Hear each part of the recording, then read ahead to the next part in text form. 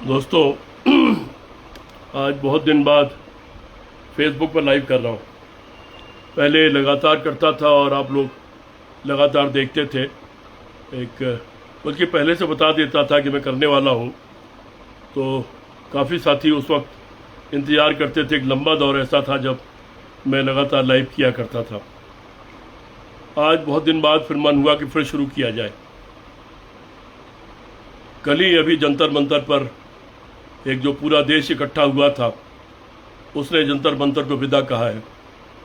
और विदा करने के पहले उन बच्चों ने, जो छात्र हैं, लोगों के लाडले हैं, लोगों के नौनिहाल हैं, उन लोगों ने पूरे जंतर मंतर की पहले खुद सफाई किया, झाड़ू लगाया, धोया और साफ़ करने के बाद तब वहाँ से विदा हुए। उन्होंने अपने को एक जिम्मेदार नागरिक सिद्ध किया इस तरह से। और जितने दिन वो रहे, इतनी बड़ी हज़ारों की भीड़, मुझे लगता है कि 1 लाख के करीब सब नौजवान, कम से कम 1 लाख लोग शामिल हुए। किसी दिन ज़्यादा भी रहे होंगे, लेकिन कोई उपद्रव नहीं किया, किसी ने पत्थर नहीं फेंका, किसी ने कोई कानून तोड़ने की कोशिश नहीं किया। महात्मा गांधी के रास्ते पर चलकर सब सत्याग्रह कर रहे थे। कुछ लोग अनशन कर रहे थे, तो कुछ लोग धरना दे रहे थे। ये एक सत्याग्रह था, ये महात्मा गांधी का रास्ता था। लेकिन जिद्दी और अहंकारी सरकार ने उनको सुनने की कोशिश नहीं किया और अंत में झुकना पड़ा। 20 तारीख को इन बच्चों पर बर्बर लाठीचार्ज हुआ, आंसू गैस के गोले छोड़े गए, पैलेट गन छोड़ी गई, जिससे एक बच्चे की तो आँख ही चली गई है और पूरे शरीर में छर्रे ही छर्रे घुसे हुए हैं। इस तरह से भयंकर अत्याचार हुआ। उस दिन के उस रौद्र रूप को देख करके, जो पुलिस का रौद्र रूप था, जो अंग्रेज़ों की पुलिस का रूप हुआ करता था, उस रूप में पुलिस नज़र आई। और उसके बाद पूरे देश में उसके खिलाफ एक ज़बरदस्त नाराज़गी छा गई। पूरा देश नाराज़ हो गया कि क्या देश में लोकतंत्र नहीं है? क्या लोगों को अपनी मांग करने का अधिकार नहीं है? क्या लोगों को अपनी बात कहने का अधिकार नहीं है? क्या लोग इकट्ठे होंगे और अपनी बात कहेंगे, अपनी मांग आपके सामने रखेंगे तो आप पैलेट गन चलाएंगे? क्या लड़कियों के कपड़े फाड़ेंगे? क्या लड़कियों के स्तन पर हाथ डालेंगे? क्या उनके प्राइवेट अंग पर हाथ डालेंगे? क्या उनके सर पर लाठी मारेंगे? क्या उनका हाथ तोड़ेंगे, उनका पैर तोड़ेंगे? तो इस तरह की तमाम नाराज़गी पूरे देश में व्याप्त हो गई और देखते देखते पूरे देश में जगह जगह आंदोलन शुरू हो गए। कहीं 50,000, कहीं 1 लाख, कहीं 10,000, कहीं 5,000 नौजवान पूरे देश में इकट्ठे होने लगे। लेकिन सरकार डर गई। ऐसा बताया जाता है कि सीआरपीएफ के लोगों ने जब अपने घर गए होंगे मारपीट करने के बाद, उस दिन का दृश्य आप लोगों को याद होगा कि सीआरपीएफ और दिल्ली पुलिस के लोग जब बर्बर लाठीचार्ज और आंसू गैस और पैलेट गन चलाने के बाद वापस जा रहे थे, तो वही छात्र जिनके ऊपर ये चलाई गई थी, वही तालियां बजा रहे थे और ताली बजा के उनसे कह रहे थे कि जाइए अपने घर वालों को बताइएगा कि आपने कितना मर्दानगी का काम किया है, कितना बड़ा काम किया है। बच्चों के ऊपर भीषण प्रहार करके आपने कितना अच्छा काम किया है। हो सकता है कि उनके घर वालों ने, उनके बच्चों ने उनको कोसा हो, उनकी आलोचना की हो सकता है उनकी आत्मा को जगाया हो। वैसे तो खाकी वर्दी पहनने के बाद मुझे लगता है 90% से अधिक लोग की आत्मा समाप्त हो जाती है, मर जाती है। वो अंग्रेज़ों की पुलिस बन जाते हैं, वो स्वतंत्र भारत के पुलिस रहते ही नहीं हैं। लगता ही नहीं कि वो आम जनता से पैसा मिलता है, उससे उनकी तनख्वाह, उनका घर चलता है। वो जो जिम्मेदार पुलिस होनी चाहिए वो रहती ही नहीं है। लेकिन शायद घर वालों ने कोसा होगा, पड़ोसियों ने कोसा होगा। सोचिए उस सिपाही के बारे में, जिस सिपाही ने एक जाती हुई लड़की को पीछे से दोनों टांगों के बीच में डंडा डालने की कोशिश की। क्या मानसिकता उसकी रही होगी, किस मानसिकता से गया होगा? फिर जब अपने घर में गया होगा तो क्या अपनी बहन से, अपनी बेटी से वो आँख मिला पाया होगा? क्या उसका चरित्र रहा होगा? इसी तरह की तमाम घटनाएं, वो जो लड़की की छाती पर पैर रख करके चला गया, वो जो घायल की छाती पर पैर रख के चला गया, वो जिसने सर पर डंडा मारा, वो तमाम लोग अपने घरों में जाके अपने पड़ोसियों के और अपने परिवार वालों से कैसे आँख मिला पाए होंगे?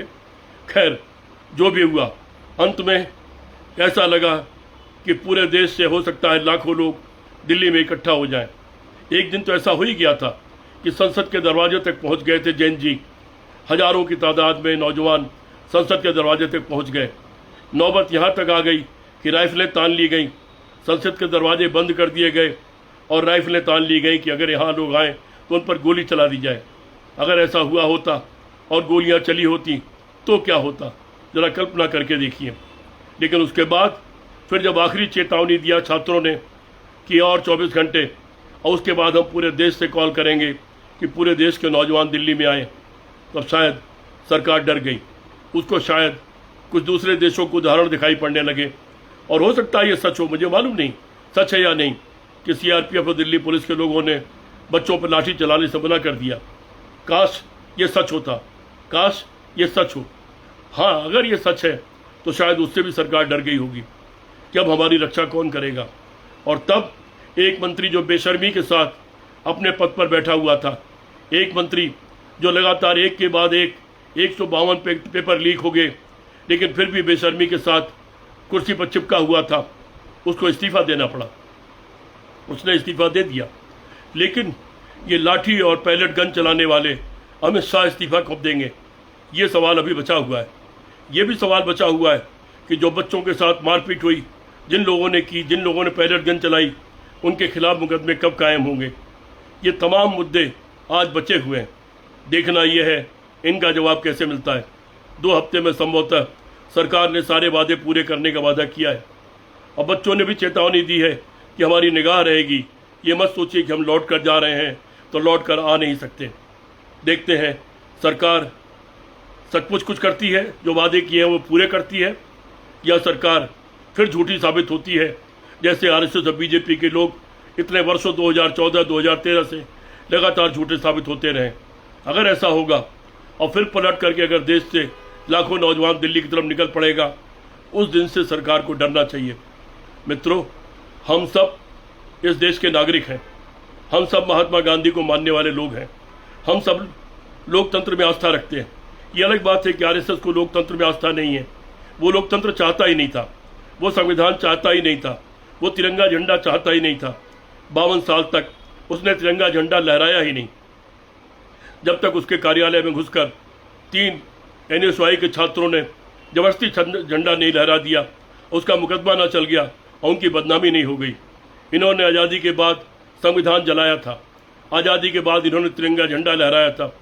जब इन्होंने तिरंगे झंडे की बुराई की थी कि 3 रंग अशुभ होता है, तो सरदार पटेल, हमारे उप प्रधानमंत्री, वो सरदार पटेल, उन्होंने बयान दिया था कि 3 देवी देवता भी हैं, ब्रह्मा विष्णु महेश, वो भी तो 3 हैं, तो ये अशुभ कैसे हो सकता है। ये इस तरह के लोग हैं। खैर, फिलहाल अभी एक चैप्टर का पटाक्षेप हुआ है, अभी न जाने कितने चैप्टर बाकी हैं। अभी इन 12-14 सालों के, न जाने 12 सालों के कितने हिसाब बाकी हैं। वो हिसाब अभी देश की जनता इनसे लेना चाहती है। वो तमाम वादे जो 2013 से इन्होंने किए थे, उन सारे वादों का हिसाब लेना चाहती है। वो भगवान राम के चढ़ावे में जो लूट और डकैती हुई है, जो भगवान राम के साथ धोखा हुआ है, जो आस्था के साथ धोखा हुआ है, उसका हिसाब जनता लेना चाहती है। उसका इंतजार है मुझे भी, आपको भी और देश की जनता को भी। जय हिंद।